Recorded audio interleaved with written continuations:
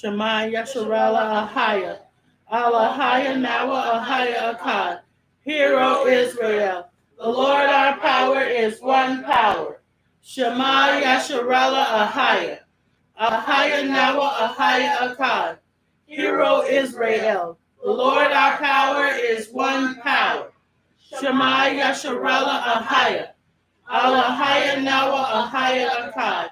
Hero Israel. The Lord our power is one power. As for me, this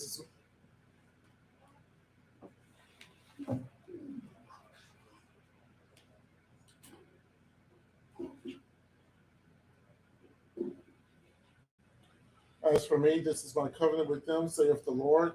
My spirit that is upon thee, and my words which I have put in thy mouth, shall not depart out of thy mouth, nor out of the mouth of thy seed, nor out of the mouth of thy seed, saith the Lord, from henceforth and forever.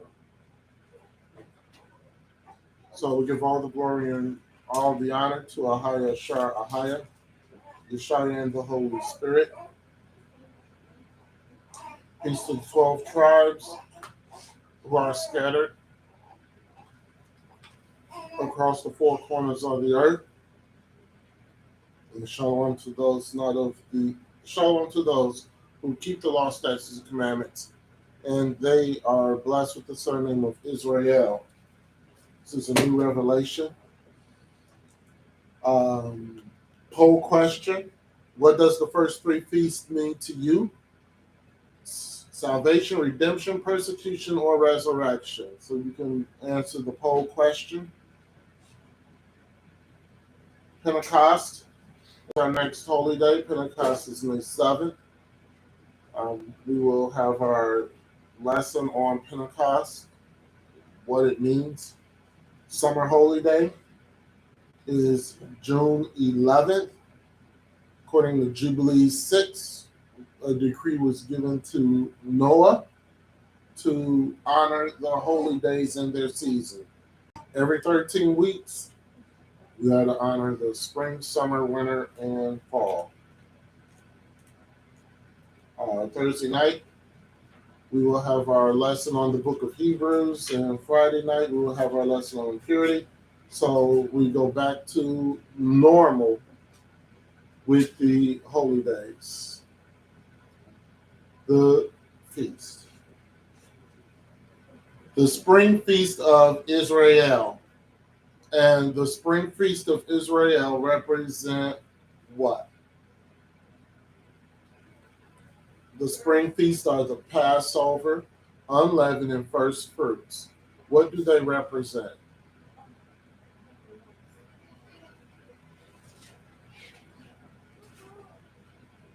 It represents the death, Passover, the burial, unleavened, the resurrection, first fruits.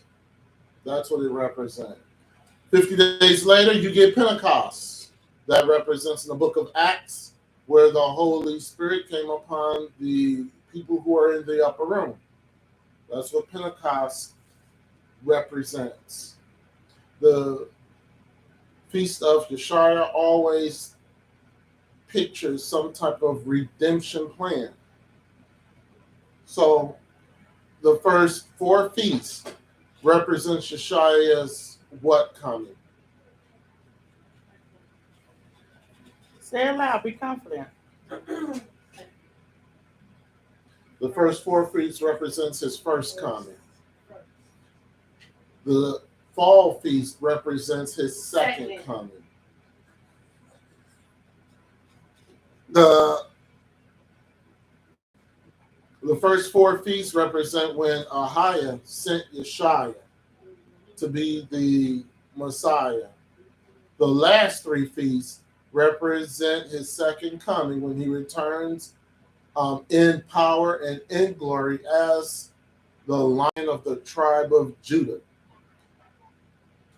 Revelation 5:5 says, and one of the elders saith unto me, weep not, behold, the Lion of the tribe of Judah, the root of David, hath prevailed to open the book and to loose the seven seals thereof. So when it comes to first fruits, it talks about the aspect of Ahiah, and he sends his son, Yeshua, who would be the first fruits of redeeming his people.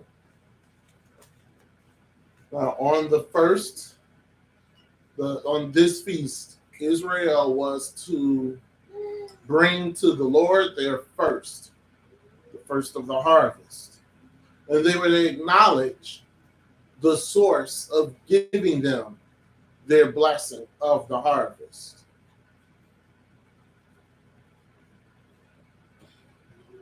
Leviticus 23:1-2.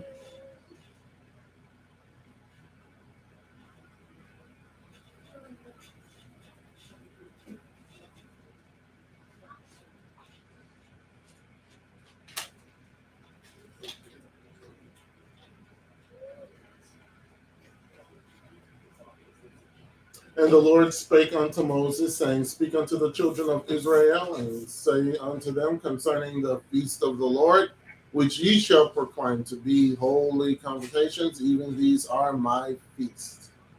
Again, understanding that these are not feasts of men, these are feasts of Yeshua.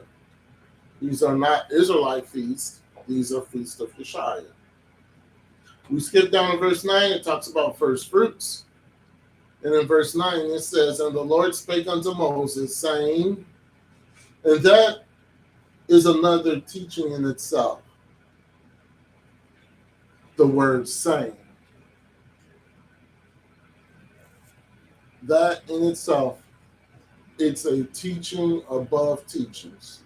And we're going to discuss that in the upcoming months. But when I look into the Bible and I see saying and then what was said, that's going to be a lesson all to itself. The word saying. It's very profound. Verse 10 says, speak unto the children of Israel and say unto them, when ye be come into the land which I give unto you, and shall reap the harvest thereof, then ye shall bring a sheaf of the first fruits of your harvest unto the priest.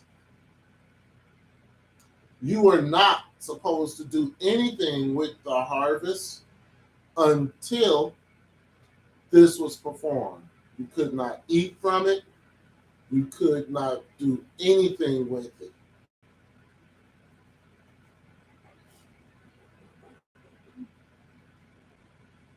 And typically the first harvest would be barley.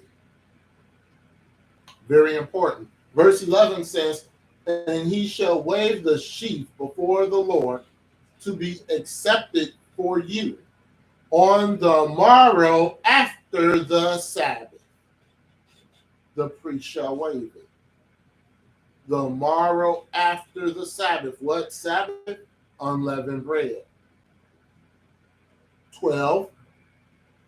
And ye shall offer that day when ye wave the sheaf and he lamb without blemish of the first year for a burnt offering unto the Lord. Now there's a lot saying here in this one verse. Touch on a few things. The lamb, of course, had to be a he lamb because the lamb represents the body of Yeshua. But why of 1 year? And the reason why, because of 1 year, is because this male lamb had to be mature enough, but not too mature because they start mating around that time. So you cannot have a lamb that has mated and then offer it as a sacrifice. It had to be pure, a virgin. So that's why the Bible says without blemish of the first year. That means without mating with a female lamb. And typically animals, they follow a specific pattern when it comes to mating.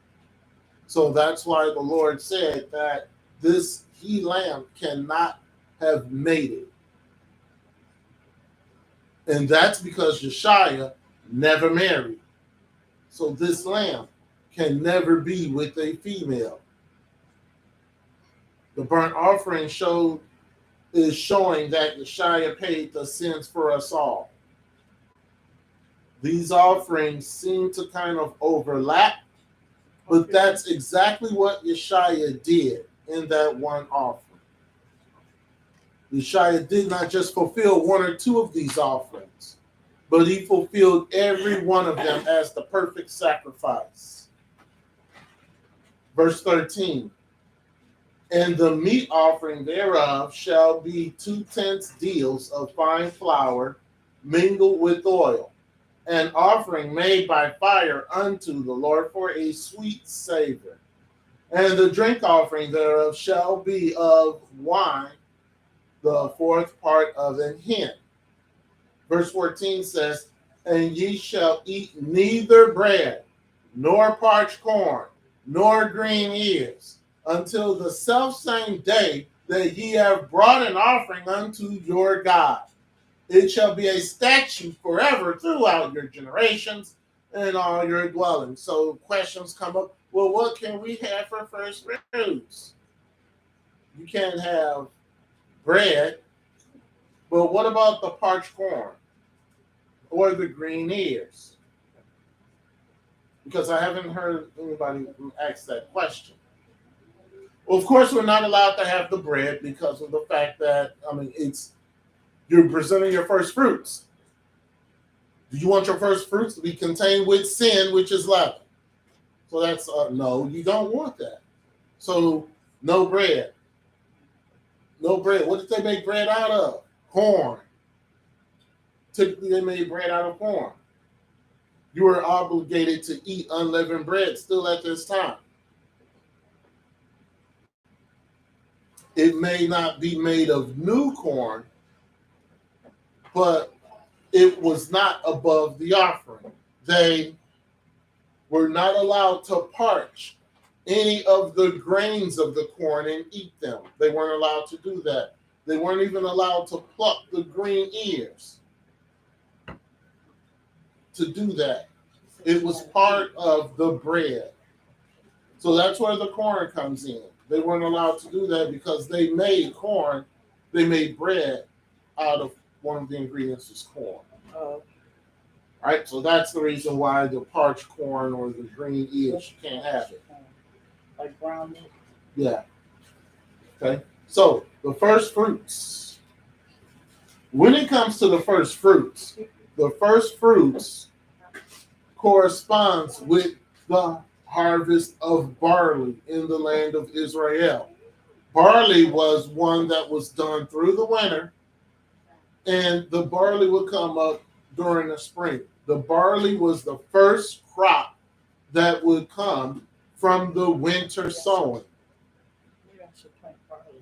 The priest of the temple would harvest the first sheep and bring it into a temple as offering. So the priest would have their barley field because they would have to do the exact same thing. Right. So they would take the sheep and they would bring it into the offering.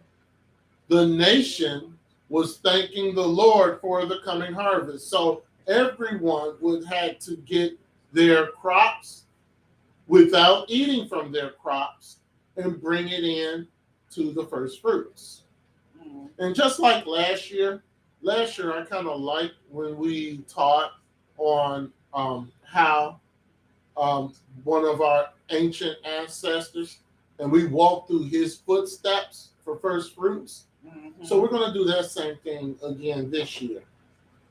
In Ecclesiasticus chapter 35, verse 8, it says, "Give the Lord his honor and a good eye, and diminish not the first fruits of thine hands." Mm-hmm.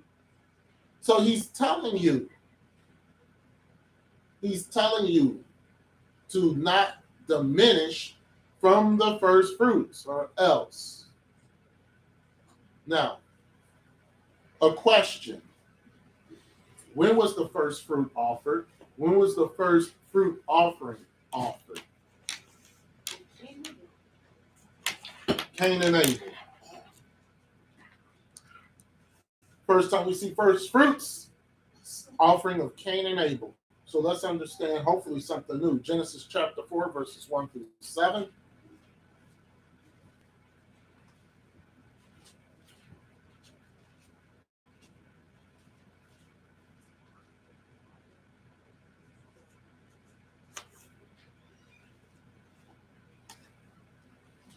And it says, "And Adam knew Eve, his wife, and she conceived and bare Cain, and said, I have gotten a man from the Lord.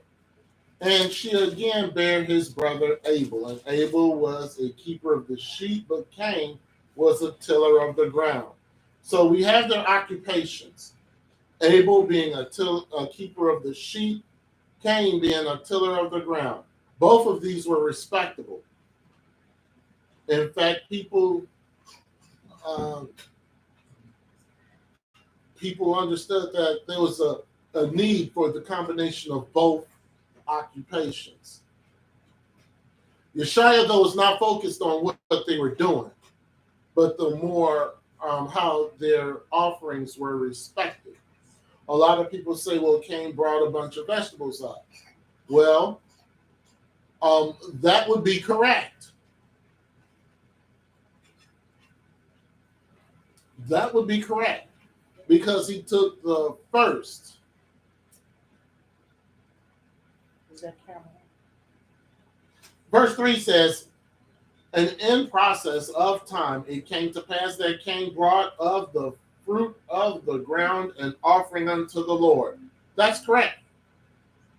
Nothing's wrong with that. He was following the first fruits. Verse 4, "And Abel he also brought of the firstlings of his flock and the fat thereof, and the Lord had respect unto Abel and to his offering. But unto Cain and to his offering he had not respect. And Cain was very wroth, and his countenance fell." Now, this teaching says that the reason why Cain's offering was not respected is because it wasn't a blood offering. That's incorrect. That's wrong. Reason why it's wrong is because of the fact that first fruits, they brought the harvest of their crops.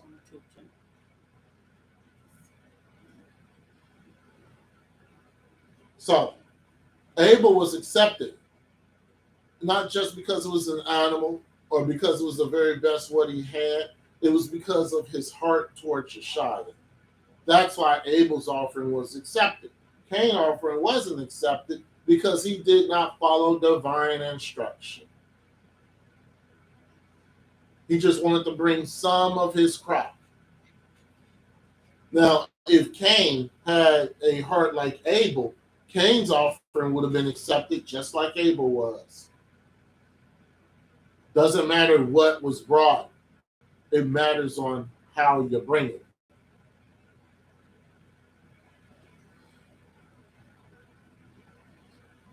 Verse 6, "And Yeshua in his infinite wisdom said, And the Lord said unto Cain, Why art thou wroth? And why is thy countenance fallen?"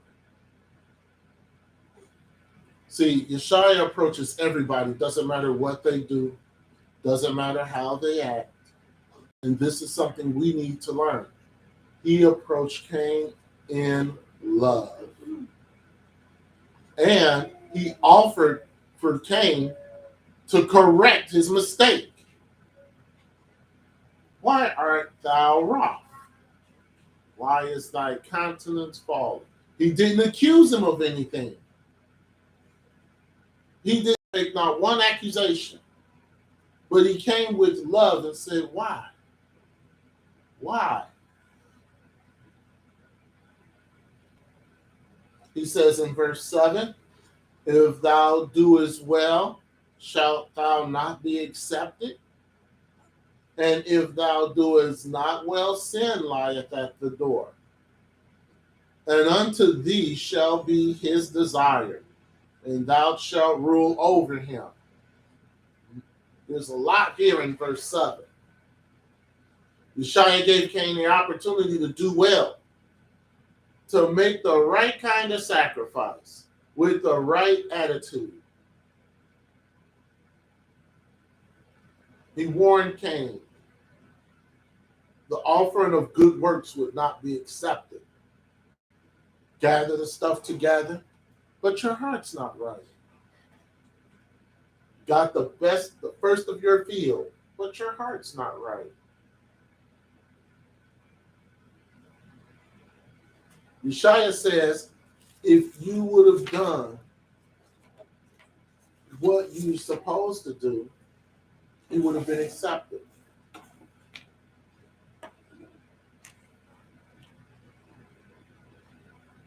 And because of the quality of what you brought forth, I can't accept it. Sometimes we go on our prayer and we wonder why our prayers aren't heard. Well, it's because of your fruits on why your prayers are not heard. What your fruits were 2-3 weeks ago. What was your fruit a month ago? And then you go into prayer, and then your prayers are just like Cain's. It's not heard. It's not accepted.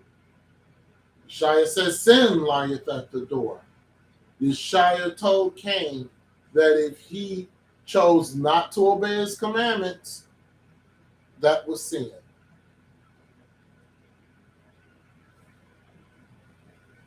That was sin. Yeshua judges the heart. Cain's heart was full of sin and jealousy, even murder, even though he had not committed murder yet. It was there. Anger. And Yeshua would not require something, would not accept something like that. So again, if you have anything in your heart that Yeshua is not pleasing with, when you go into prayer, it's not going to be heard. But I'm going to tell you who is listening. Satan. Tell me about it. Satan's listening. And oh, he will attempt to grant your request. And then you're thinking, Yeshua loves me. Well, Yeshua isn't even the one who did it. Why is that? Because a few months later, or a few weeks later, or a few days later, or a few hours later, it all comes to hell. It looks good. Looks good. Next thing you know, Bam. it's a disaster. It's not good anymore. It's not good anymore. Because why is that? Because Yeshua, and let me repeat this, Yeshua will not answer your prayers when you're operating in sin. Yeshua will not answer your prayers when you are operating in sin. And that sin is the willful sin. Not unknowingly. Unknowingly, he understands. You know, certain whatever it is that you're doing, you don't know it's a sin. But let's be honest and let's be frank. The things that we do, we know that it's a sin. We know it and we do it. And then we are so narcissistic that we go into prayer thinking that Yeshua is going to answer it. That's not how it works. And Cain, he understood that part. There was something else that Yeshua said also in verse 7. When we fail, we blame everybody else but ourselves. We don't look at ourselves and say, boy, I screwed up. Yeshua had a perfect plan, and we're not happy with the plan that he has for us. So we go off and lean to our own understanding. Another thing that he mentioned, see, what Yeshua is trying to do in verse 7 is get Cain to repent. Get Cain to present a better offering.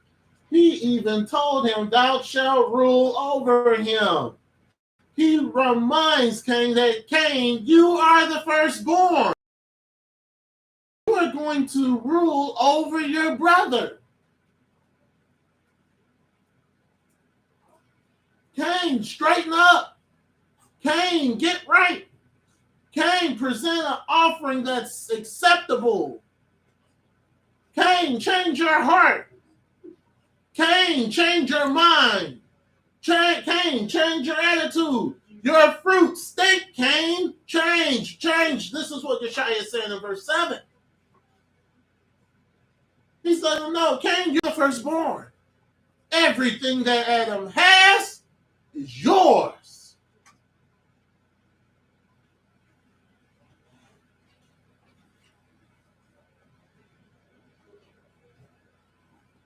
And you know what Cain was doing?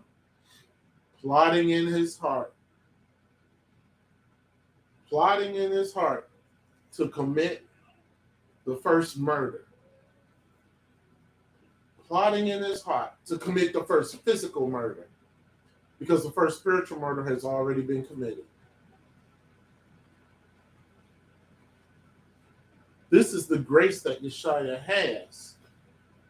And it would behoove us to get that grace and learn of that grace, because that's what you're going to be judged on. One of the things, how graceful were you towards your fellow brother?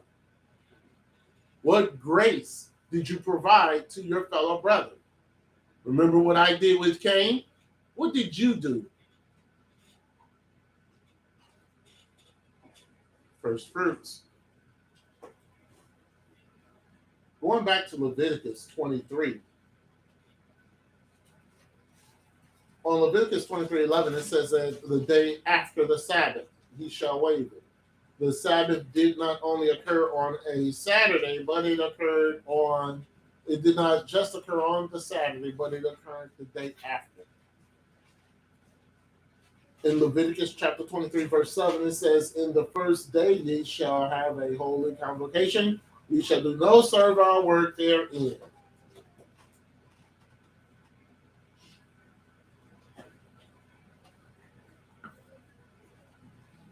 In Josephus' Antiquity of the Jews, book 3, chapter 10, verse 15, he says, but after the last day of unleavened bread, which is the 16th day of the month, they first partake of the first fruits of the earth, for before that day they do not touch them.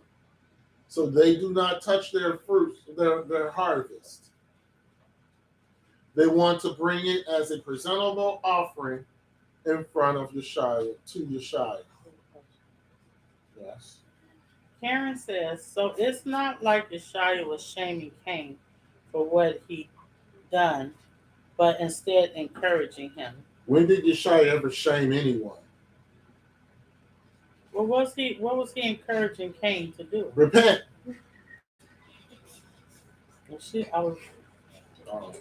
don't know if that's what she meant. That's what he was encouraging Yeshua to repent. Yeshua was not shaming Cain because of the offering that he presented. And I know Christianity, they teach that garbage. Oh, he was mad at him because of the offering that he did. No, he wasn't. The Shire can't get mad at anybody. He wanted to make Cain repent, even to go so far as to say, "You're the firstborn. All this that your father Adam has is yours. Just repent."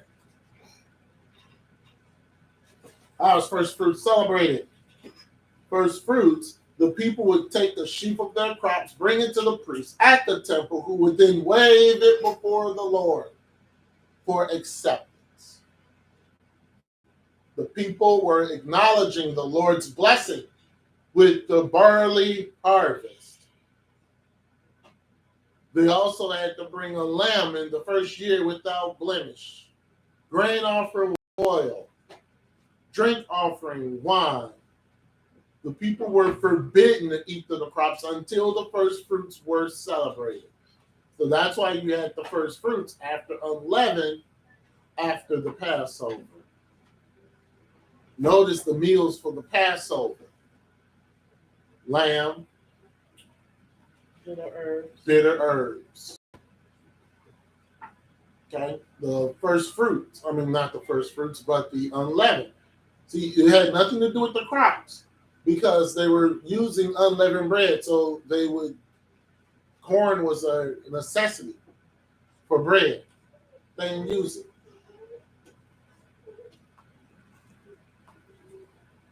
Unleavened bread. Then you get to first fruits. None of it had anything to do with the barley crops because they knew that they could not touch the barley crops. They couldn't touch it. What's the importance of first fruits? First fruits is your grain offering to Yeshua. Also, your first fruits is the beginning to the count of Pentecost, which is very important. All of them are very important. Sometimes people call first fruits weeks, which kind of makes sense. The Feast of Weeks, because you have 7 weeks, 49 days after first fruits. There's that 49 again. Mm-hmm. Talked about 490 yesterday, but there's 49 again. Leviticus chapter 23, 15, 16 says, "And ye shall count unto you from the morrow after the Sabbath, from the day that ye brought the sheaf of the wave offering, 7 Sabbaths shall be complete. Even unto the morrow after the 7th Sabbath shall ye number 50 days. And ye shall offer a new meat offering unto the Lord." Last year we walked in Brother Israelite's step. And I like when we walked in Brother Israelite's step. Oh. So we're going to see the worship in Brother Israelite, from the first fruits to the sacrifice. We want to walk in the shoes of our ancestor. What did he say? What did the priest say? What was going on in Israel, in Jerusalem, at the time of first fruits? Let's take a step back into history. I like this part. That's why we're doing it again. Well, time.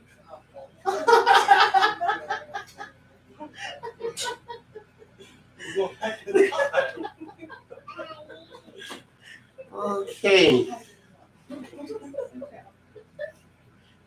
First fruits, first of all, requires a temple.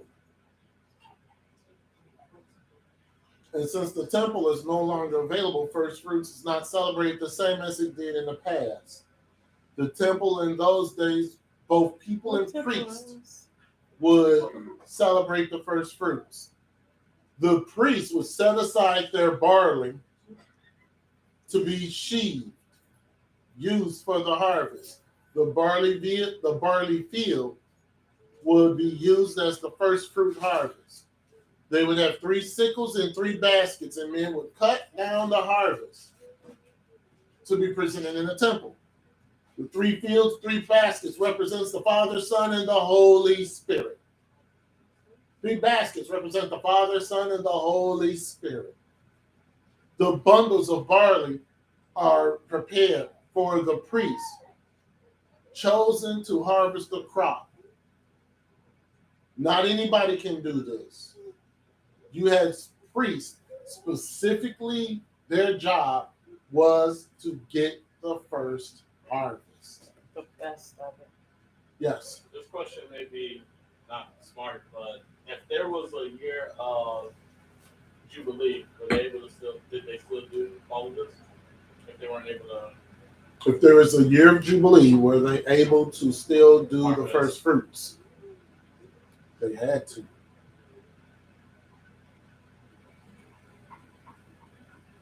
They had to. That's pretty much the only exception. But they wasn't eating it. They wasn't eating it or anything like that. No, right. no, but they still had to go through the ceremonies. The lamb still had to be done. They had to still go through the ceremonies. Remember, the Levites were separate from the other 11 tribes. The Levites were separate. The Levites had, if you want to call it, privileges. The other tribes, they had to adhere, but the Levites, they did not have an inheritance of land. So it's the scriptures that says that the servants of Yeshua are justified. Mm-hmm. So when you're doing work for the Lord, Right. you do have to do certain things. You're You're justified justified. for doing Which is it. why Yeshua talked about on the Shabbat when they were the Pharisees were trying to catch him up for healing someone on the Shabbat. Right. Okay. Mm-hmm. Same thing. When you're a Yes. servant of the Lord, certain things that you are required by the Lord, Right. by Yeshua, not what you think Right. of your own understanding. Correct. So And it's that was a good question, though. That was not a dumb It question. wasn't. Because, so just think of it for us now. So just say that we out street preaching and it's 25 degrees outside and we're street preaching and we need something warm. Wow, it's hot out. Huh? I said 25 degrees. That's hot out. Well, you know what I'm saying. Just say it's 5 degrees. It's below zero. And we out there and we doing the work for the Lord. And all of a sudden it's on the Shabbat and we cold. You cold, you shaking. Can you go and buy some hot tea or hot coffee? Yes. Yes, you can. Yes, you can. Because you're doing the work of the We're doing the Lord. work of the So are Lord. you going to go in and sit down? You're going to stop doing that work because you're cold? You're going to stop winning those souls? Or you're going to go and, you know. Now, would you have to do that every time? No, you may want to dress a little bit warmer. Right. It's not like something you're just going to do every Shabbat. Right. Like next time you know to wear something that's like more like a windbreaker, weatherproof, or more socks. You Right. do something to fix that situation. Right. It's kind of like if somebody were to knock on that door right now and say, I want to join you for the Sabbath day, not today, but on a normal Sabbath day. And we prepare this person a meal. Are we breaking the Sabbath? No, you're not breaking the Sabbath because you're doing something honorable in the name of Yeshua for another person. So you're not going to sit them down and throw some cold food in front of them. You're not going to do that. That's not hospitality, and Yeshua is going to have you for that. So you're going to fix the person a meal that's doing good. Yeshua says, let me find you doing good on the Sabbath day. Doing good is not sitting reading scriptures. That's not doing good on the Sabbath day. Doing good to your fellow brethren is going and praying and healing somebody on the Sabbath day. Food heals. Now, we're back in Brother Israelite's shoes, and The people had just finished celebrating the Passover, just finished celebrating unleavened. Now it's about to be first fruits. And the male is called to Jerusalem to celebrate these feasts. He would have came to the temple with his lamb, a second lamb after the Passover lamb, because you need two. You need the Passover lamb, which has already been done, and now you have the second lamb for the first fruits. And he would have the first fruits of his field. Typically, that was barley, because not too much else could grow in the winter in Israel. Yes. Did whoever's doing the offering for the first fruits have to do their offering first before they did everyone else's? The priest, Yeah. yes, they had to do their offering. We read that earlier, I believe. The priest would have to do their offering first. So they had a field right outside the congregation, the tabernacle of the congregation. They had a barley field because they know that barley was the winter crop going into the spring. So they already had that set up. They would do theirs first. And it's not a problem for it to grow. Right. So as the brother is approaching the temple, there's the Levitical choir. And they're in worship. And they are singing Psalms 30. So let's turn to Psalms 30. So our brother has his lamb, has his first fruits, and he hears Psalms 30 being sung. Is there Psalms 30?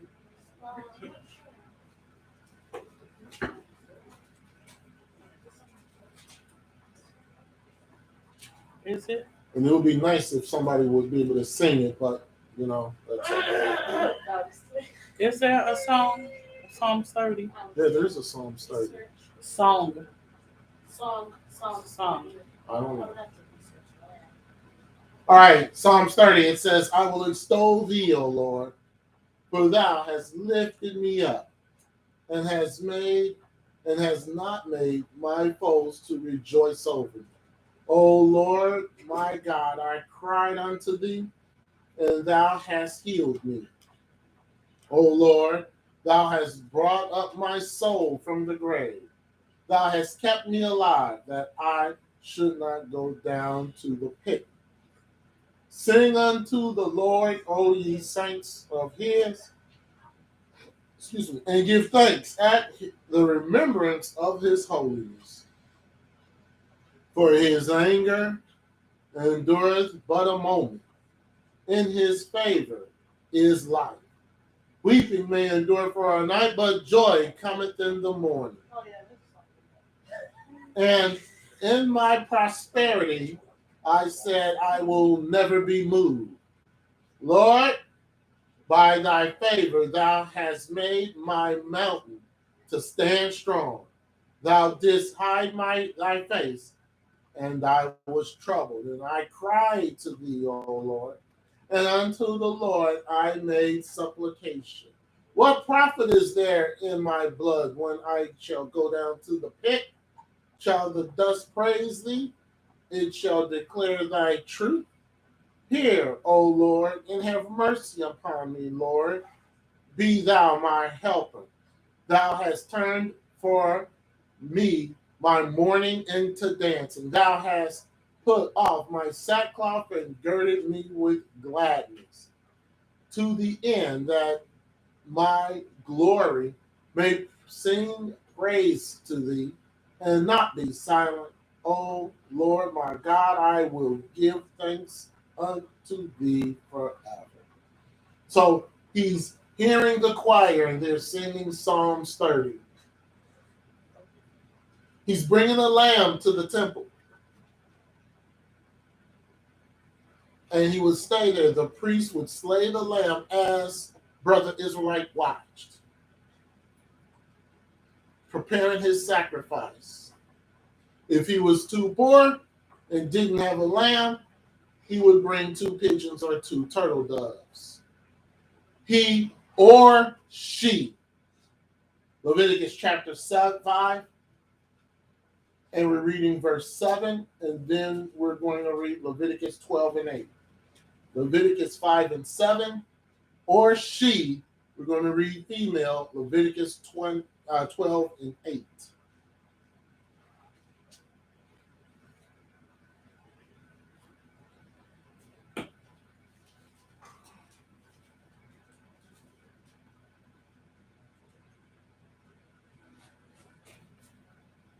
And it says in Leviticus 5 and 7, and if he be not able to bring a lamb, then he shall bring for his trespass which he hath committed 2 turtle doves or 2 young pigeons unto the Lord, one for a sin offering and the other for a burnt offering. So Yeshua made it convenient. Maybe you don't have money for a lamb, but there's pigeons all over the place. They're everywhere. And it wasn't just today. Pigeons have been around forever.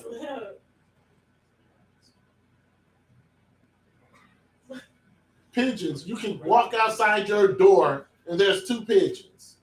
And they don't run from you. Throw some food, they'll come packing and you just grab them. Females were not exempt. If we go to Leviticus chapter 12, verse 8, it says, and if she be not able to bring a lamb, then she shall bring 2 turtles or 2 young pigeons, the one for the burnt offering and the other for a sin offering, and the priest shall make an atonement for her, and she shall be clean. Here's a question. What type of woman is this in Leviticus 12 and 8? A woman on her period. What type of woman would this be in Leviticus 12 and 8? She's bringing an offering. Single woman? A single woman. Is it a widow or a baby? Or a widower. Someone who does not have a husband.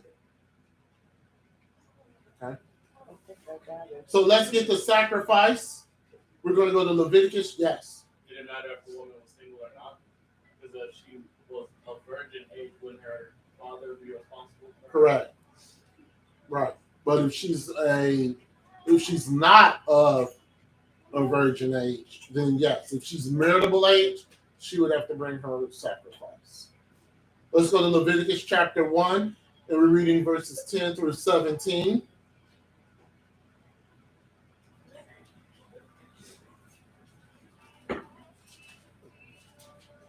Well, it would not be the issue of blood. It would be just a single woman.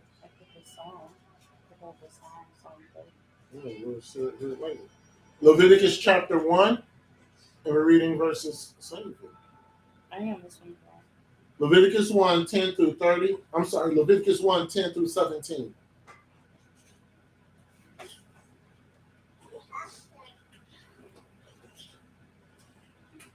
And it says, and if his offering be of the flocks, namely of the sheep or of the goats, for a burnt sacrifice, he shall bring it a male without blemish. And he shall kill it on the side of the altar northward before the Lord, and the priest, Aaron's sons, shall sprinkle his blood round about the altar. And he shall cut it into his pieces, with his head and his fat, and the priest shall lay on them in order on the wood that is on the fire, which is upon the altar. Let me say this. You know what? Let me get to the next verse. 13 says, but he shall wash the inwards and the legs with water, and the priest shall bring it all and burn it upon the altar. It is a burnt sacrifice, an offering made by fire of a sweet savor unto the Lord. Let's go back a couple of verses.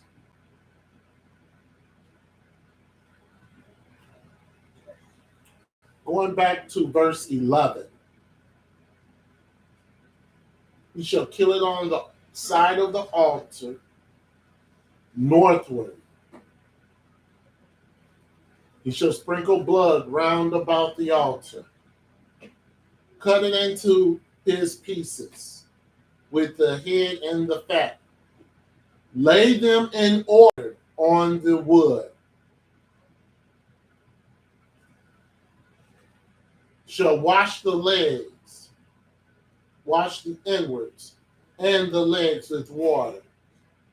Now, for those of you who have attention spans that's about as short as I don't know what if he did this wrong? Strange fire. Not really strange fire. Death. But what if he did this wrong? And think of what you do on a daily basis. Think of the detail that this is inquiring of. And think of the significance. What you do on a daily basis is just like this. Just like this.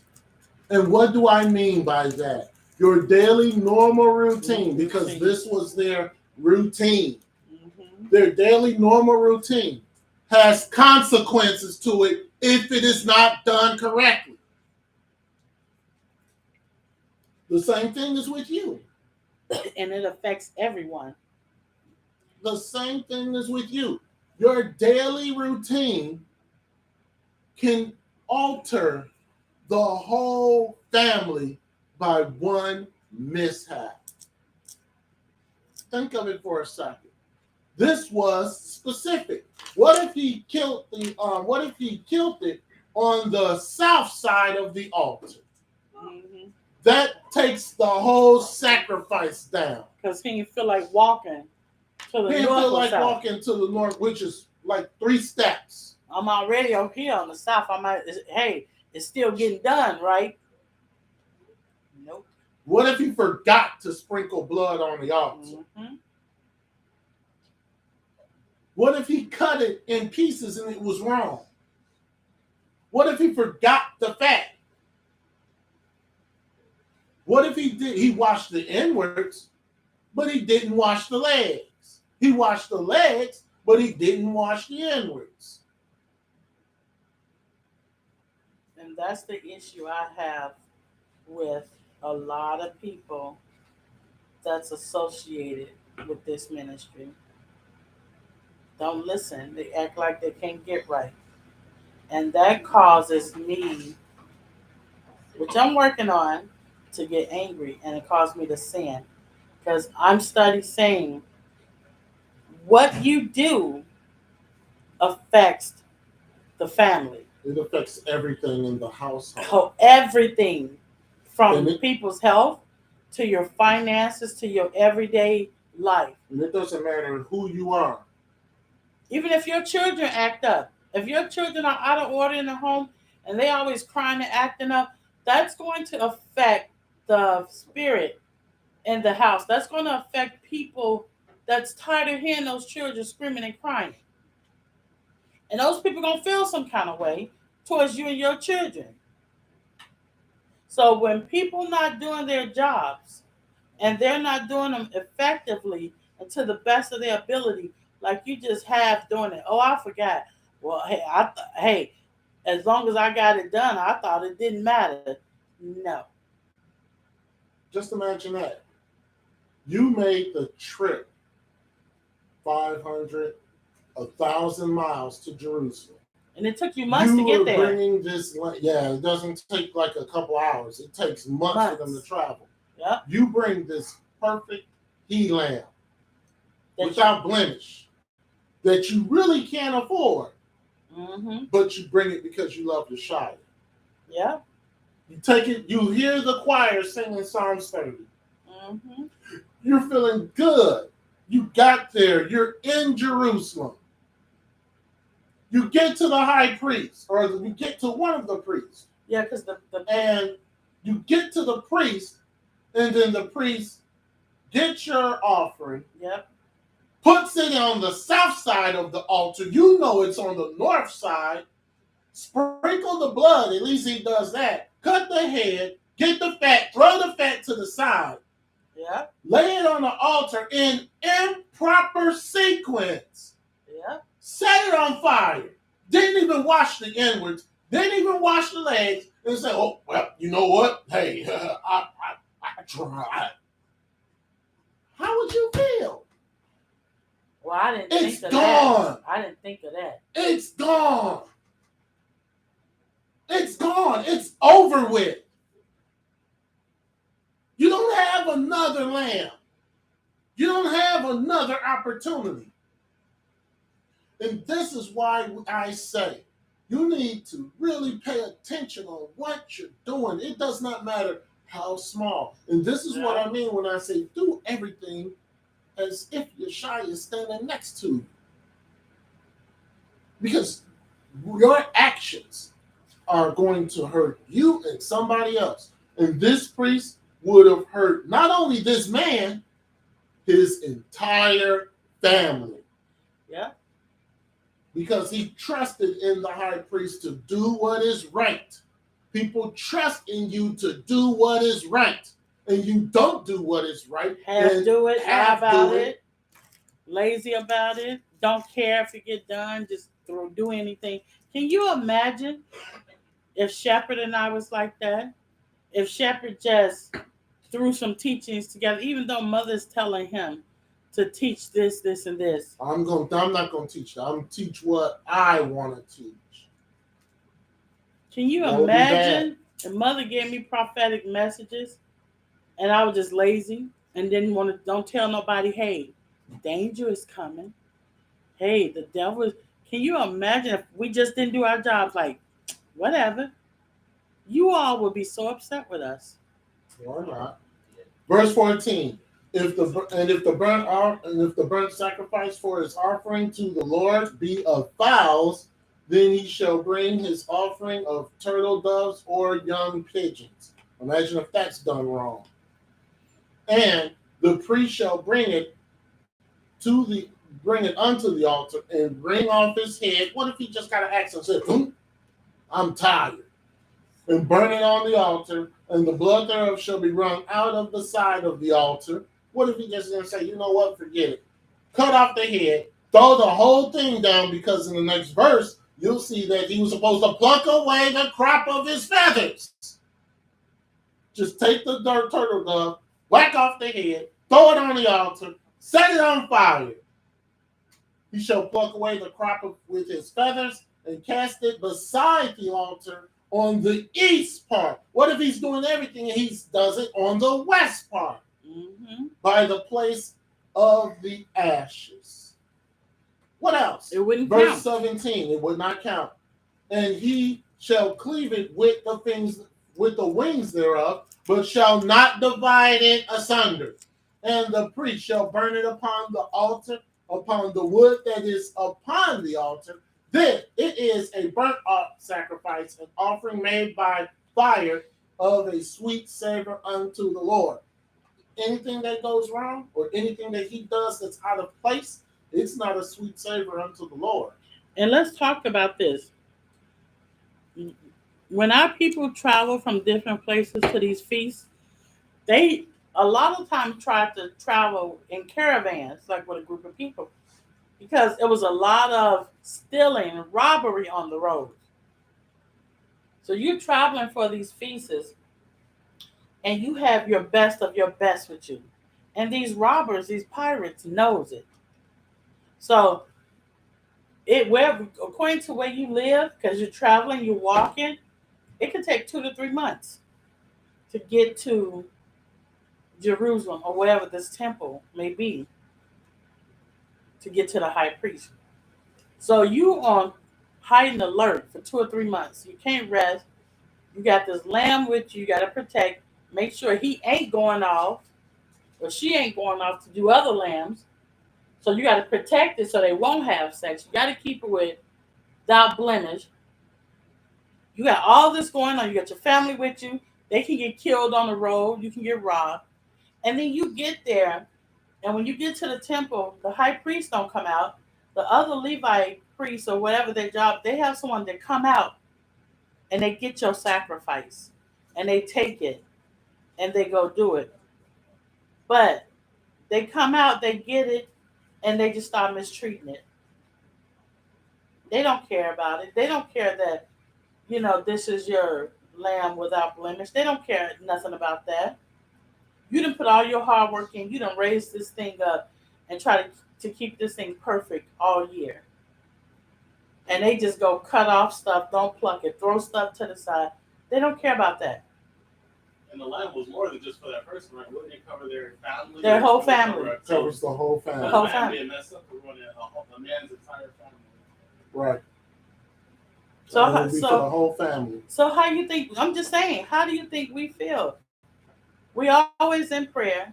We asking Mother to give us what to teach for what the people need. We're just not up here with good titles and laughing and slapping high fives and all that.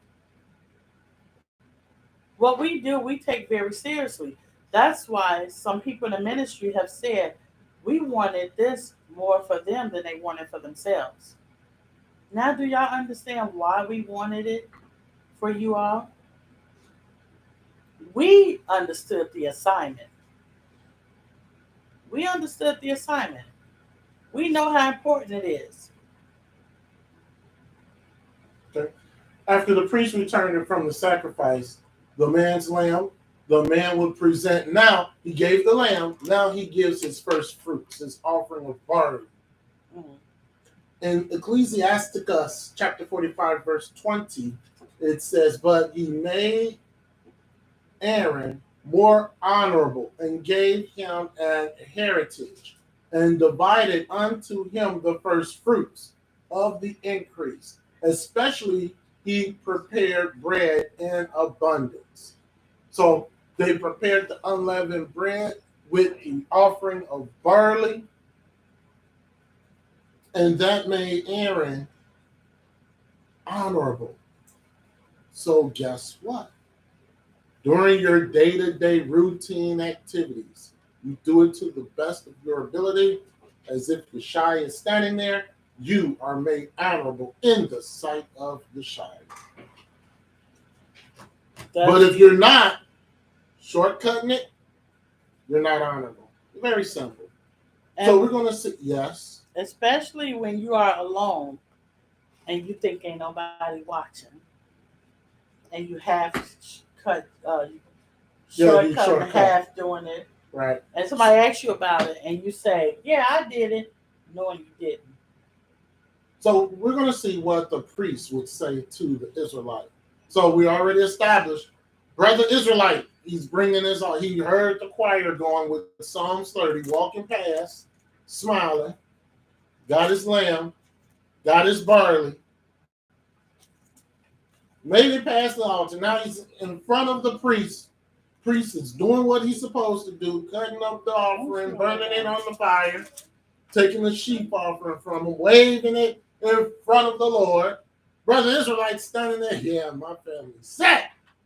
So then the priest would say something to Brother Israelite. What did he say? Go away? No, he said in Deuteronomy chapter 26, verses 1 through 4. That's what he says. Let's go there.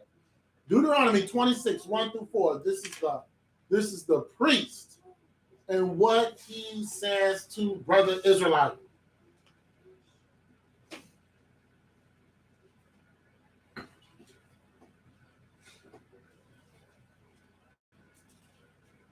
Deuteronomy 26, verses 1 through 4. What he says starts in verse 3.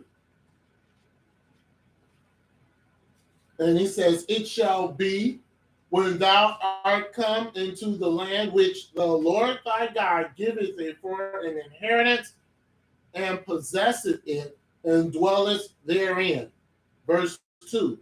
"That thou shalt take of the first of all the fruit of the earth, which thou shalt bring of thy land, that the Lord thy God giveth thee, and shalt put it in a basket, and shalt go unto the place which the Lord thy God shall choose, to place his name there."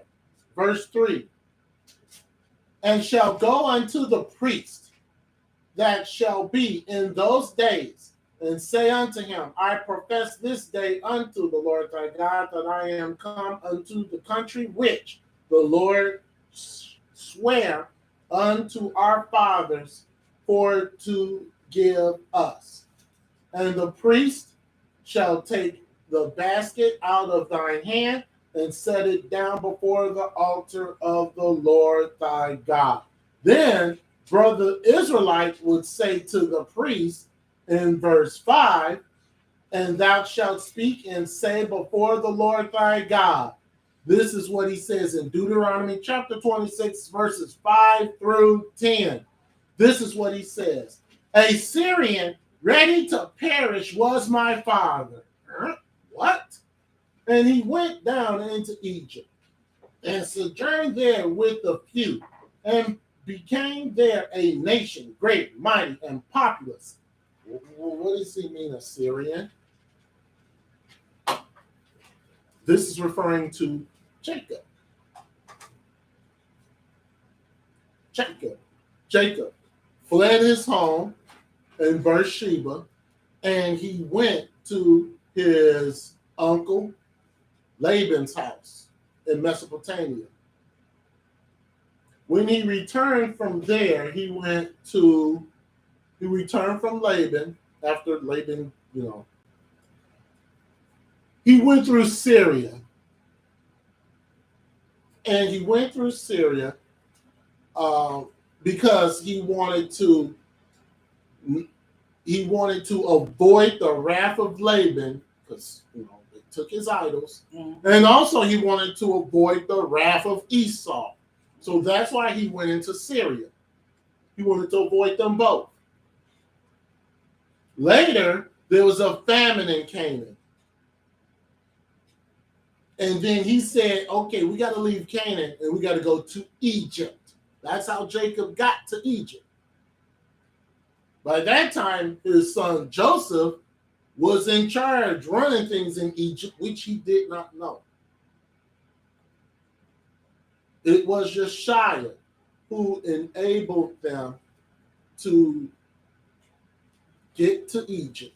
It was Josiah who allowed them to conquer Canaan. It was Josiah who brother Israelite is presenting his offering in front of the priest. So that's why it says, a Syrian ready to perish was my father. So Jacob was his father. Jacob is all of our fathers. Yeah. Right. It was Jacob. So that's why he's saying Assyrian, because he went through Syria. He wasn't going to go through Mesopotamia. That's where Laban was. He wasn't going to go to Canaan. That's where Esau was. So he had to go through Syria. Just a little afterthought there. Verse 6. And the Egyptians evil entreated us and afflicted us and laid upon us hard bondage. And when we cried unto the Lord God for our fathers, the Lord heard our voice and looked on our affliction and our labor and our oppression. And the Lord brought us forth out of Egypt with a mighty hand and with an outstretched arm and with great terribleness, and with signs and with wonders. And, verse 9, he have brought us into this place and have given us this land, even a land that floweth with milk and honey. And now, behold, I have brought the first fruits of the land which thou, O Lord, hast given me. He is declaring his love, his allegiance, and his first fruits to Yeshua. The rest of the verse says, and thou shalt set it before the Lord thy God and worship before the Lord thy God. The priest is, the choir is still going. Mm-hmm. The priest says what he has to say. He says what he has to say. The priest will set the basket down on the altar and cast a handful of the grain into the fire that was burning from his perfectly executed sacrifice. Then the Israelite would worship. He would be there worshiping like he was supposed to in Leviticus and Deuteronomy 26. Then the Israelite, brother Israelite, would then leave the courts, return to his waiting family, gather with his family, but they're not done yet. The feast will continue, and then at the end of the feast, we're still in Deuteronomy 26. We're going to read verses 11 through 19. Because everybody would chime in on this one.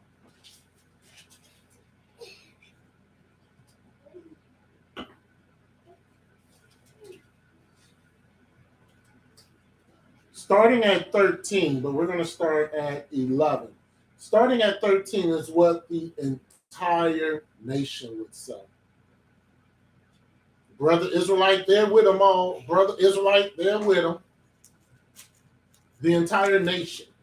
Verse 11 says, and thou shalt rejoice in every good thing which the Lord thy God has given unto thee and unto thine house, thou and the Levite and the stranger that is among you. So he would go back to his family and they would worship. Praise the Lord. 12. There we go. And when thou hast made an end of tithing, of all the tithes of thine increase, the third year, which is the year of tithing, and that's something we didn't talk about either, the third year of tithing, but we don't need to talk about that. I think we do. No, we don't Do need to talk people about know it. about it? Third year, every 3 years, you gather your stuff up, which is the year of tithing, and has given it unto the Levite, the stranger, fatherless, and the widow, that they may eat within thy gates and be filled. Okay? Gather his harvest. They're doing the worship, they're doing the praising. Then in verse 13, it says, and thou shalt say before the Lord thy God, this is everybody, I have brought away the hallowed things out of mine house, and also have given them unto the Levite, and unto the stranger, to the fatherless, and to the widow, according to all thy commandments which thou hast commanded me. I have not transgressed thy commandments, neither have I forgotten them. Imagine brother Israelite forgetting what he has to say in front of the priest.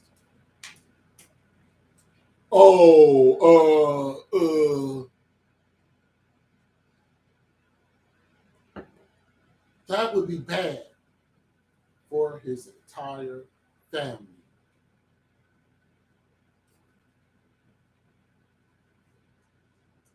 Verse 14, I have not eaten thereof in my mourning. What if he ate a little bit of the barley? Snuck it because nobody's looking. That's not good. Neither have I taken away aught thereof for any unclean use, nor given aught thereof for the dead, but I have hearkened to the voice of the Lord my God, and have done accordingly to all that thou hast commanded me. Look down from thy holy habitation, from heaven, and bless thy people Israel, and the land which thou hast given us, as thou swearest unto our fathers, a land that floweth with milk and honey. Imagine that. Everybody would say that. The entire nation would say that.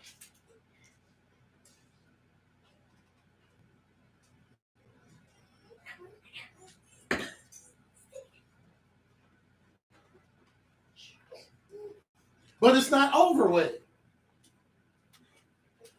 It's not done.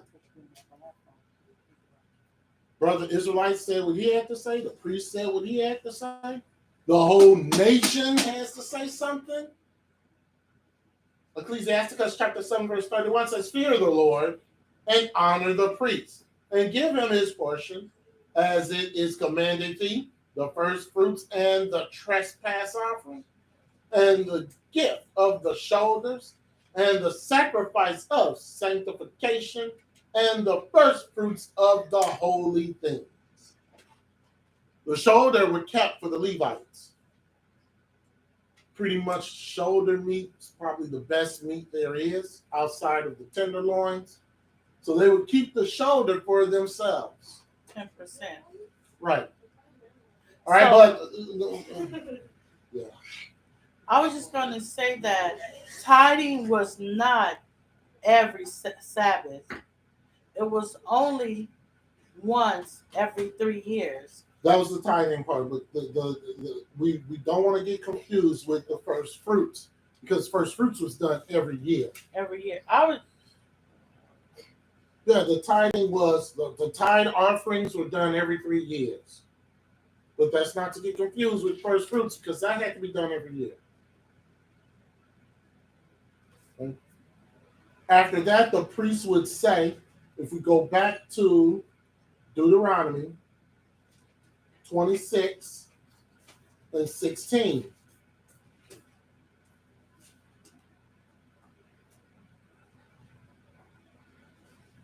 That's not where I was going with that. I was just, because a lot of people don't know our history. And that's why I was just trying to give a little bit about the Levites. Go ahead. So tidings would come in every 3 years. And it would be from the other 11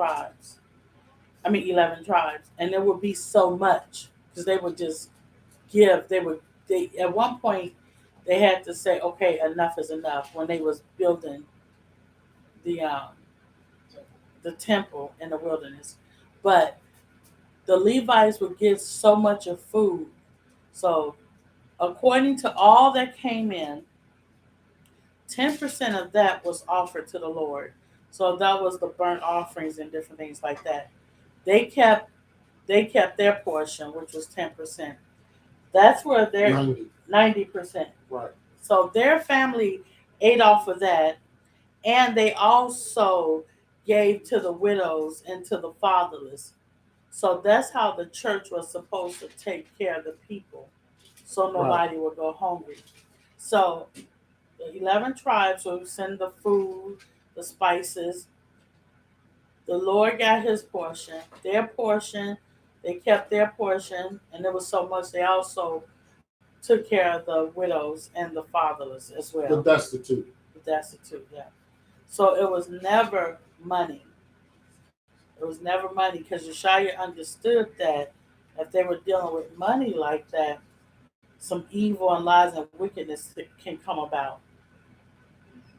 So that's why when there was time to tithe, if you had so much where you couldn't carry it, you would sell what you have, get the money, and according to wherever the temple was going to be that you were going to tithe the food to, you would take that money that you sold the fruits and stuff with.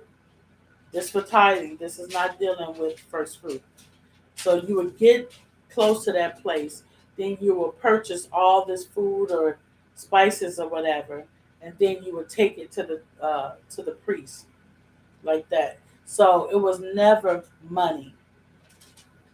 So I don't know when and where this is coming about with these new age preachers and teachers or whatever, that they're telling people to tithe 10%, 25%.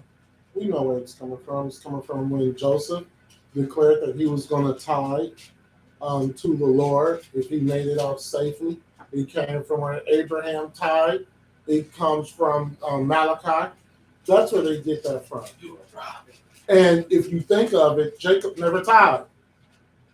There's no recording of Jacob ever tithing after he said that. Abraham only tithed because Abraham was already wealthy. So he gave a tenth. In fact, he gave it all. Because he said it would never be said that what? That they made Abraham rich. Rich. Yes. So is that more like a love, like out of you wanting to do it, not commanded for you to do it like Right. every 3 years or 10%. Oh no, they had to do it. Well, every 3 years they had to, because remember, the Levites tribe did not get an inheritance. No, I understand that part. So that was commanded every 3 years. They had to give 10% of their like gatherings. Right. But Right. it wasn't like with how you said Isaac, Abraham, Malachi. That was out of them wanting to do it. It wasn't. Right, it wasn't commanded. No, it wasn't. Right, it wasn't commanded. However, everything that was presented to Moses on Mount Sinai, the same thing was told to Adam in the garden. Everything was the same. And Yeshua said he loves a cheerful giver. So we still are to give and to share for people. You know what I mean? People that need things. But it's not like commanded to give 10%, because there's no more. As of right now, there's not a Levite priest. Yeshua was the last high priest. Right. You don't have to give him your 10, but you do have to give him your first fruits, Yes. which is your behavior. And it says also, when a woman have her first child, the child that opened the womb, her first fruit, should be offered to the Lord as well. All right, we're going to get that too. Come who? Yeah, we're going to talk about, I think we're talking about that.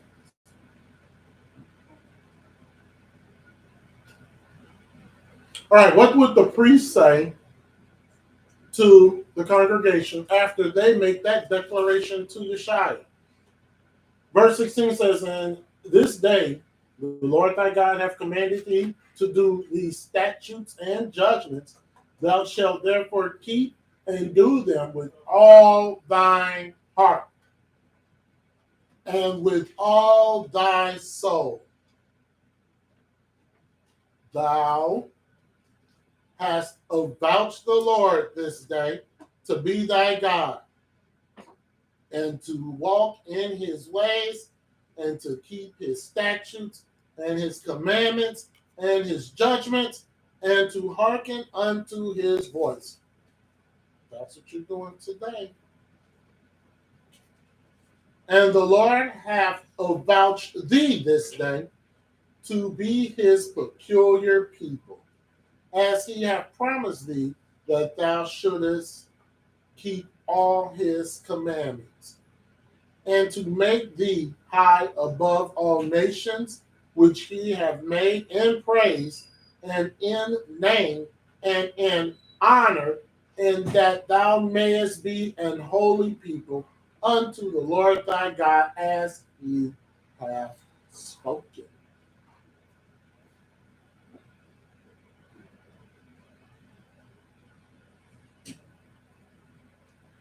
The purpose of first fruits is to demonstrate to man that Yeshua is the owner of everything. Mm-hmm. He gives us the ability to attain success. And what we do is we return our first. Why are we doing that? We're acknowledging the source. Mom said earlier that the firstborn was also to be redeemed. Let's go to Numbers chapter 18. We're reading verses 14 to 19. The firstborn son, was also to be redeemed according to the law. Numbers chapter 18, and reading verses 14 to 19. Was just the son? So what about the daughter? Nope, it's a son.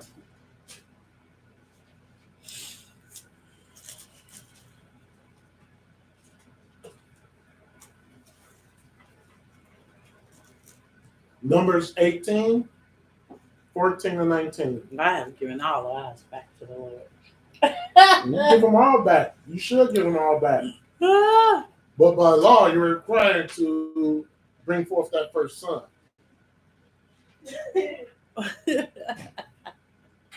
Well, I would say give them all back. I mean, not give them all back, but Yeshua said no takesy backsies. All right, verse 14. Everything devoted in Israel shall be thine. Everything that openeth the matrix in all flesh, Wow. which they bring unto the Lord, whether it be of man or beast, shall be thine. Nevertheless, the firstborn of man thou shalt surely redeem, and the firstling of unclean beast thou shalt thou redeem. It says, everything that openeth the matrix, that's a very nice way of saying vagina. It's called the Matrix. Wow. Right? That's just a nice way of saying vagina. That's why men go crazy. All right, it says, which they bring unto the Lord. You are obligated to do this according to Exodus 13:2. You're obligated to do this, whether it be man or beast, first year, firstborn. It's a gift. You're supposed to bring that.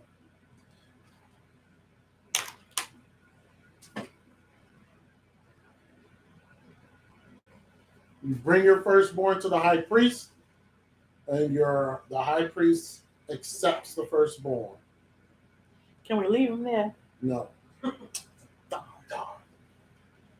no, not my Verse 16 says, and those that are to be redeemed from a month old, thou shalt redeem, according to thine estimation, for the money of 5 shekels, after the shekel of the sanctuary, which is 20 gerahs. Now, this is not about unclean beasts. They were redeemed with lambs. And after the 8 days, not a month old, as it follows, that's also in Exodus 13:13, but firstborn of men. It says, from a month shalt thou redeem according to thine estimation. That is, take the redemption money and how can I explain it? Okay, the 5 shekels. That was a price for redemption because silver means what?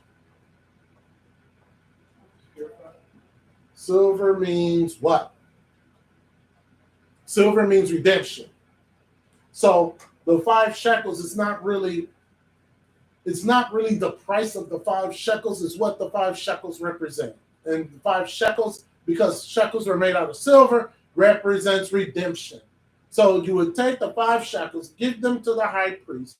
Then you would have your month old or however old. Priest would go, they would pray. That's their first fruits to Yeshua, because they're not going to cut up your firstborn and throw them on the altar. So everything of your firstborn had to be done. This was not just on first fruits. Once your child is born, once the male is born, you take to the high priest when they're a month old. You give the 5 shekels. That's the 5 shekels represent the cutting up. But you can't cut up your child. No, Scotticio, Hannah, that's something else. Because Hannah, she asked for the child. She dedicated him to the Lord, that he would serve him in the temple with Eli. So that's not the same. No, Hannah didn't give 5 shekels. No, she says that is why Hannah dedicates Samuel. No, Hannah dedicated Samuel because she was barren. And she said, Lord, you give me a child, he's yours. He will serve you. He will serve you. These children that we're bringing up were not, the parents aren't saying they will serve you. What they're saying is that this is my firstborn. Remember, you're to offer your first fruits of everything. 2 different things, situations. Right. You bring your lamb, of course, but when your child was born, you had to offer that child as well. The shekels was just, it wasn't like you were paying off something. The shekels represent, which were silver, represents redeeming. Aaron has a redemption. question. So that's why the shackles, because the high priest wasn't going to take your child and cut it on the altar like he did the animals. So something had to redeem, and that was the silver. What was Sister Henry's question? Redeeming your firstborn today, that can't be a thing because of no Levitical priesthood. Why not? You should redeem all your children to the Lord. Just because there's no Levitical priesthood don't mean anything. How do you do it? Lord, here's my first son. I give him to you. Lord, here's my daughter. I give her to you.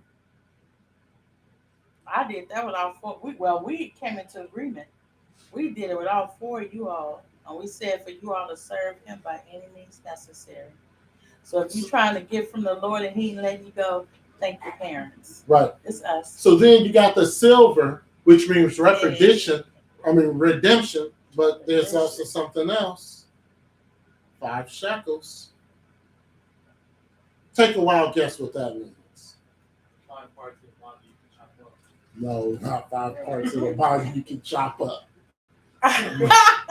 5 represents grace. Oh, Grace. So you got the 5 shekels. That's representing redemption and grace. Just like the animal sacrifice represents redemption and grace. Verse 17 says, but the firstling of a cow, or the firstling of a sheep, or the firstling of a goat, thou shalt not redeem, they are holy. Thou shalt sprinkle their blood upon the altar, and shalt burn their fat, an offering made by fire for a sweet savor unto, the Lord. That means they are holy, they are separate. They are sacred to the Lord. That's also, we read that in Deuteronomy, no, we didn't, but Deuteronomy 15:19. Sprinkle the blood on the altar. Same thing. The only difference is that they're not taking your child and sacrificing it on the altar and sprinkling the child's blood on the altar. But as time went on, our people fell off and they started doing exactly that. Not the Levites. They didn't go that crazy. But our people started doing that. They start looking at the nations around them, and the nations around them were sacrificing children. That's where Moloch comes in. Yep. The Amalekites. They were doing that sacrificing, and it seems like they were just getting bigger and stronger and stronger and bigger. So then our people started to wane away from the Lord and started offering our own children up. But in the beginning, it was not so. Verse 18 says, and the flesh of them shall be thine, as the wave breast and as the right shoulder are thine. So, again, the Levitical priesthood would have a section, the breast and the shoulder. Like I said, I think that's the best parts of the animal outside of the tenderloins, which I believe are in the back, right? I'm not a butcher. I don't know. I don't know.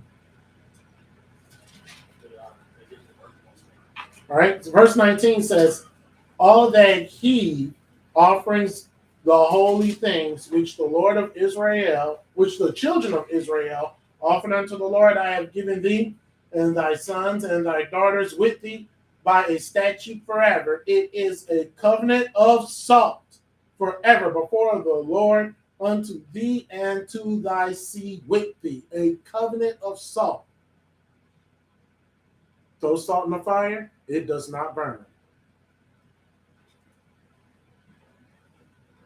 Salt keeps the flavor. Salt is preserved. This means that the salt covenant is durable.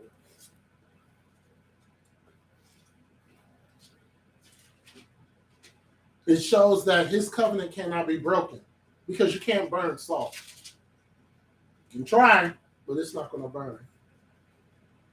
Salt also means things that are incorruptible. Remember, Yeshua said, "Ye are the salt of the earth."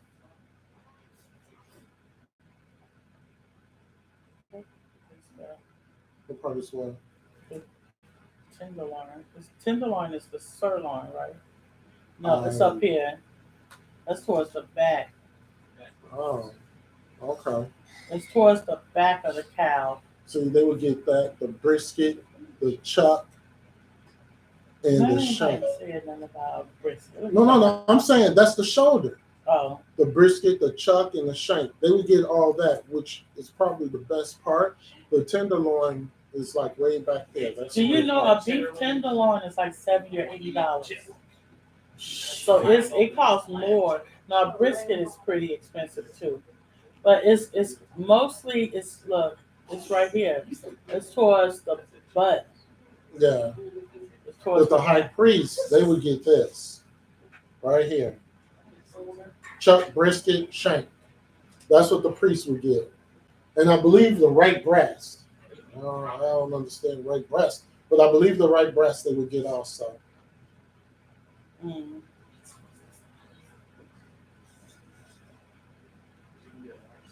That's interesting. Joseph. Joseph. Joseph understood first fruits. So he presented Yeshua as his first fruit. If we go to Luke chapter 2, verses 21 and 23, we'll see Joseph bringing Yeshua as his first fruit.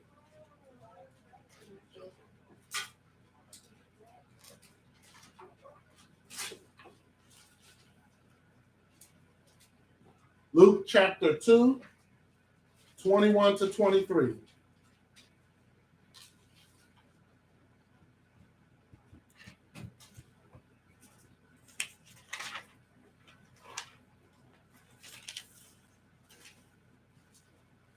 And we'll see. Was Yeshua cut up on the altar?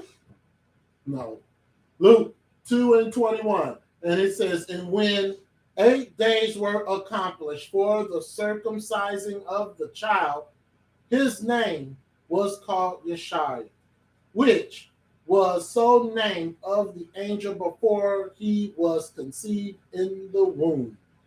And when the days of her purification, according to the law of Moses, were accomplished, they brought him to Jerusalem to present him to the Lord. As it is written in the law of the Lord, every male that openeth the womb shall be called holy to the Lord. Of course, that's a higher. Yeshua is not presenting himself. Joseph did that first same thing that we read in Numbers. The same thing. Mary opened her matrix. Yeshua came out. Then Joseph took Yeshua after the 8 days, took him to the temple. So what if you have a cesarean? What if it comes out your stomach instead of the matrix? I'm assuming the matrix still opens. Yeah, the matrix still opens. It just comes out a different way. It has, when you're in active labor, it's still open. Yeah, it does. It doesn't get to a full 10 centimeters, but it's still, if you're in violation. Let's go to a few verses in the New Testament about first fruits. We're going to start with Numbers 8 and 23.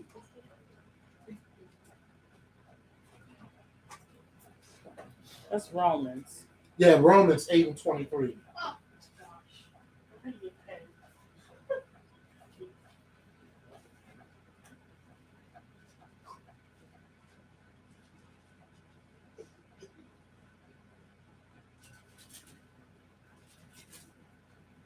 All right, we talked about first fruit in the physical. We'll talk about first fruit spiritually. Numbers 8 and 23 says, And not only they, but ourselves also, which have the first fruits of the Spirit, even we ourselves grown within ourselves, waiting for the adoption to wit, the redemption of our body.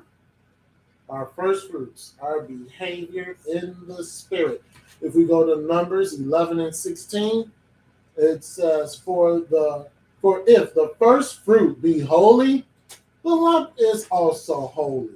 And if the root be holy, so are the branches.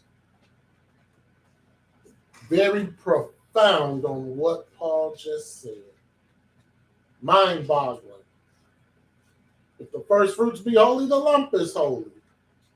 Meaning, if your behavior is holy, your body is holy. And if your body is holy, the branches are holy. If the lump is holy, the root is holy.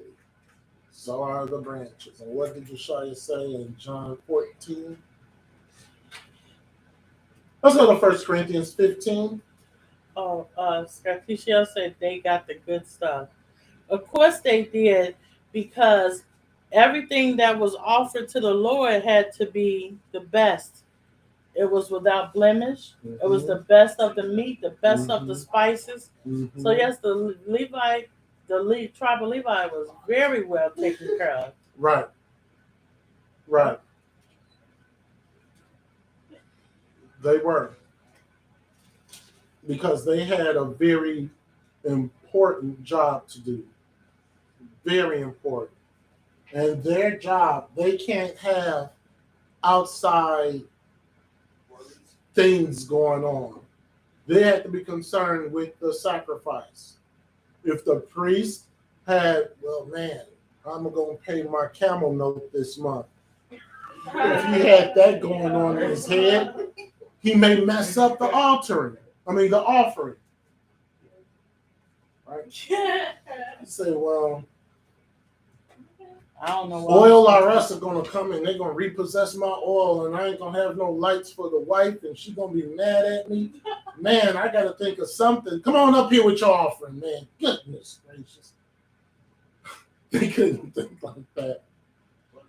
So that's why Yeshua said, hey, Levites, this is what you're going to do, and the rest of the tribes are going to take care of it. Because you definitely don't want somebody to do your sacrifice and they got other things on their mind. 1 Corinthians 15, 19 to 21 says, and in this life, only we have hope in Yeshua. We are of all men most miserable. Wait, what? But, wait, what? What do you mean? Did we miss something? No, we didn't miss anything. Oh. If in this life only we have hope in Yeshua, we are of all men most miserable. 20. He's going to tell you. 20. But now is Yeshua risen from the dead and become the first fruits of them that slept. For since by man came death, that's why we're miserable, but by man came also the resurrection of the dead. So, yes, we're miserable through sin. But now, because we're not in sin, we are not miserable. Paul is reminding us that Yeshua's resurrection is a guarantee for our resurrection, as long as we belong to him.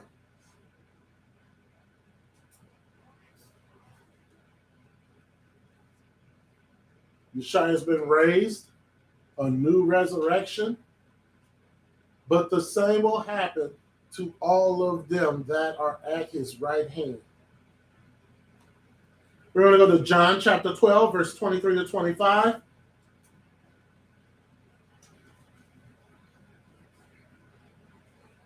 At that time, Yeshua returns for his bride.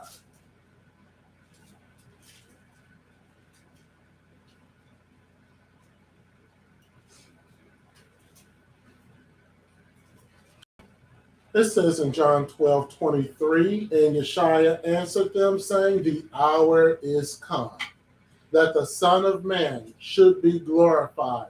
Verily, verily, I say unto you, except a corn of wheat fall into the ground and die, it abideth alone. But if it die, it bringeth forth much fruit. He's talking about himself. 25. He that loveth his life shall lose it, and he that hateth his life in this world shall keep it unto life eternal. That's what Paul was saying. Yeshua just said it a little better. Believers in Yeshua, we are the many seeds that he spoke about. He fell in the ground, but he didn't remain there. He rose. And when he rose, he created many seeds. Those that believe him, many seeds. That's why it was very important when he rose. Before he went to the Father for good, he went about and people saw him. Right. He showed himself to certain people. Right. He didn't show himself to the Pharisees. Isn't that something? But he showed himself to those who believe. They probably was too busy hiding. At that point. Yeah, at that point, they knew what they had done. Whoopsies. They probably was, and they some of them. Because remember, the Pharisees, some of them probably said, oh, but not the hierarchy. Because we read what they did in Acts with Stephen. Those were the same ones. Mm-hmm. So we read what they did with Stephen in Acts. They were still stiff-necked. 1 Corinthians chapter 15, verse 41 to 44, we're somewhat about done with first fruits. The next cluster of holy days, month 7 with trumpets, tabernacles, 8th day, atonement. And we'll start announcing atonement next week. The date for atonement.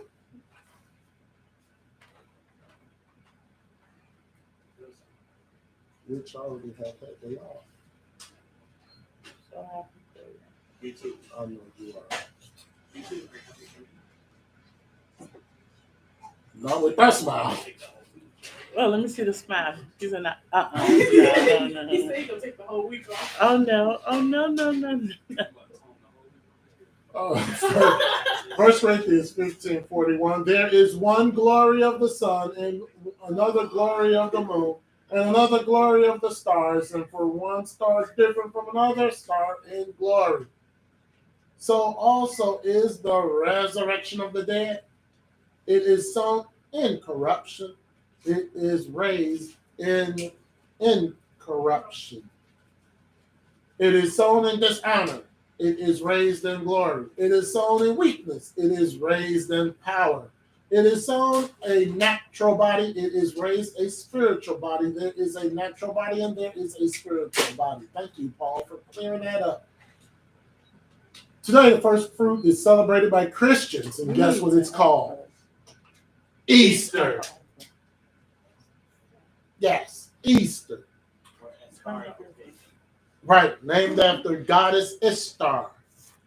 Fertility, rabbits, eggs, costumes, destroying the first fruits.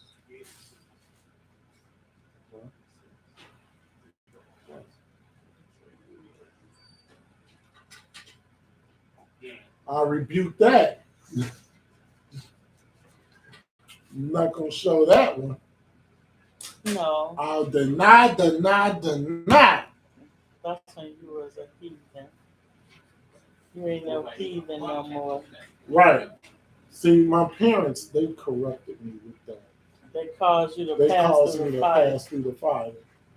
Okay. All right, let's finish this up. John chapter 12. We're reading verses 23 to 36. That looks scary. Look at that. Yep. You don't like that. Mm-mm.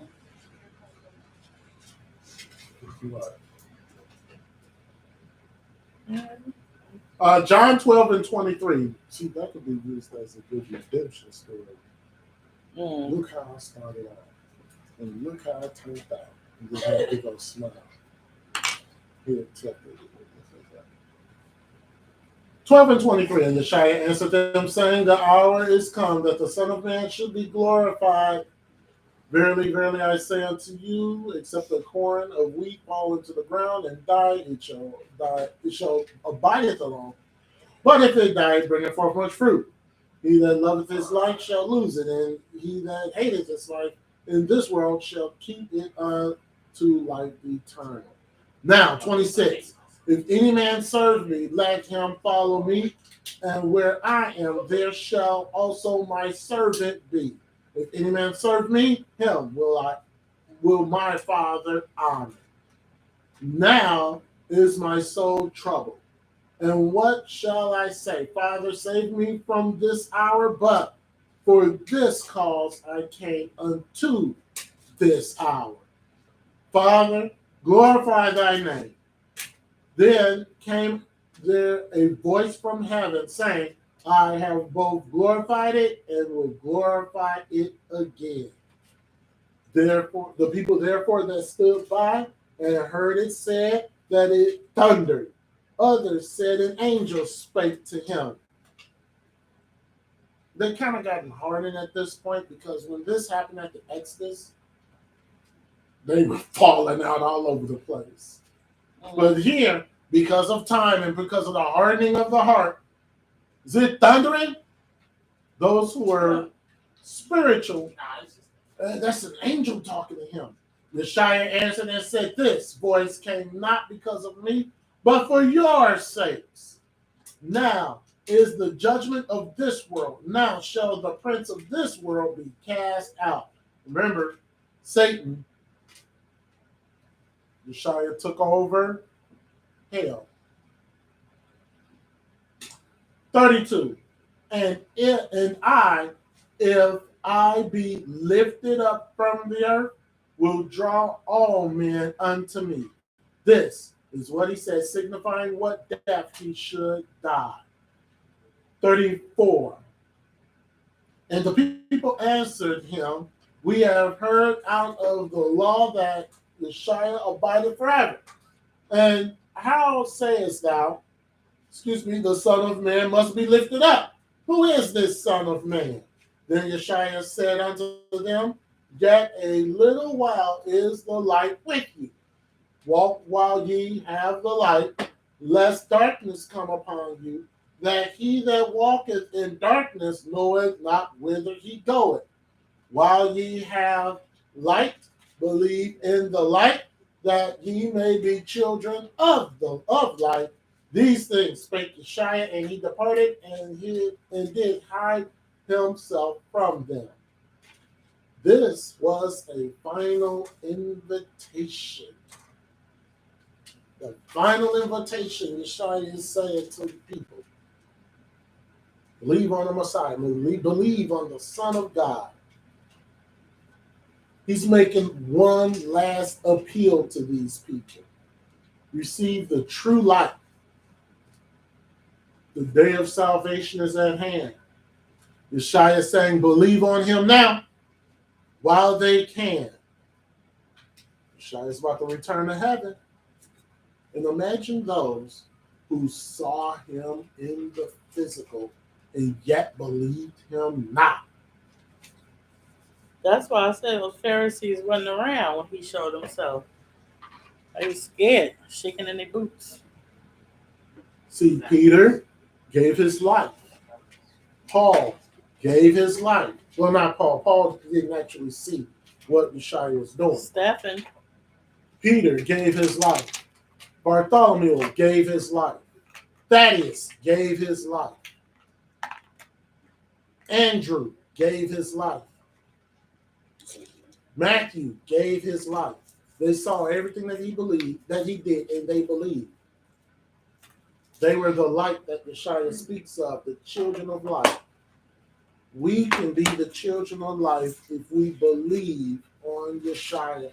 And we would even be more of a light because we did not see him walking in the flesh. Remember, Yeshua said, blessed are those who did not see and yet believe. Thank you for joining us for the Feast of First Fruits. We will have our normal schedule next week. Thursday, 7 p.m., Friday, 8 p.m., and the Sabbath day at 2 p.m. Any questions on First Fruits before we shut her down?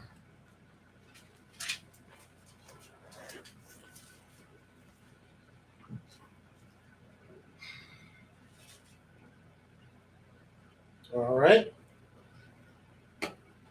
So if you've enjoyed the lesson and found it educational, like, share, and subscribe. You can hit the notification that'll let you know when we go live. We pray that everyone had a blessed from Passover to First Fruits.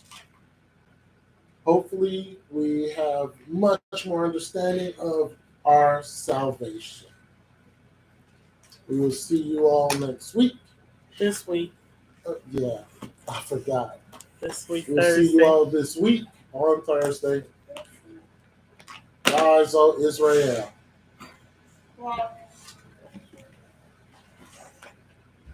Kwam Yasharala. Kwam Yasharala.